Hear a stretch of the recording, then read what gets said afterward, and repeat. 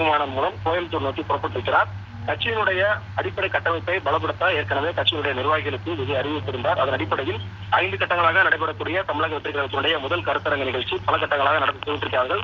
அதில் முதலாவது கூட்டம் கோயம்புத்தூர் இருக்கக்கூடிய தனியார் கல்லூரியில இன்று மாலை 3 மணிக்கு சரியாக தொடங்கியிருக்கிறது. 2 மணி நேரமாக நடைபெறக்கூடிய இந்த கூட்டத்தில் பல்வேறு அறிவுறுத்தல்களை கட்சியினுடைய நிர்வாகிகளுக்கு விஜய் வழங்கியிருக்கிறார். தமிழகம் முழுவதும் ஒரு 5000க்கும் மேற்பட்ட கட்சியினுடைய நிர்வாகிகள் கோயம்புத்தூர் திரண்டிருக்கிறார்கள். கோயம்புத்தூர் நடைபெறக்கூடிய 2 நாள் நிகழ்ச்சியில் கலந்து கொண்டு பல்வேறு அறிவுறுத்தல்களையும் அதே போல அடுத்த ஆண்டு நடைபெறக்கூடிய சட்டமன்ற தேர்தலை எதிர்கொள்ளும் விதமாக பல்வேறு அறிவுறுத்தல்களையும் அதே போல பூத் அளவில் கட்சியினுடைய பூத் கமிட்டியை பலப்படுத்தவும் தமிழகம் முழுவதும் இருக்கக்கூடிய 69,000க்கும் மேற்பட்ட பூத்தை எந்த அளவிற்கு பலப்படுத்த வேண்டும், கட்சி தொடங்கியதற்கான நோக்கம், கொள்கைகள், கோட்பாடு உட்பட பல்வேறு பிரச்சாரங்களையும் மக்களிடம் கொண்டு சேர்க்கும் வகையில இந்த பூத் கமிட்டி கூட்டம் நடைபெற இருக்கிறது.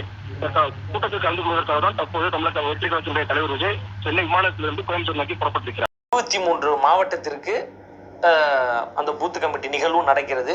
26ஆம் தேதி 10 மாவட்டம், 7ஆம் தேதி 13 மாவட்டத்திற்கென்று பிரிக்கப்பட்டு நிகழ்வுகள் நடக்கிறது. 2 நிகழ்வுகளையும் தலைவர் அவர்கள் கலந்து கொண்டு கட்சி தோழர்களோடு பேச போறாங்க. பூத் கமிட்டினா என்ன, பூத் கமிட்டியுடைய முக்கியத்துவம் என்ன என்பது குறித்தெல்லாம் தலைவர் பேச போறாங்க. அதற்காகத்தான் அங்கே அந்த மாநாடு திட்டமிடப்பட்டு மிக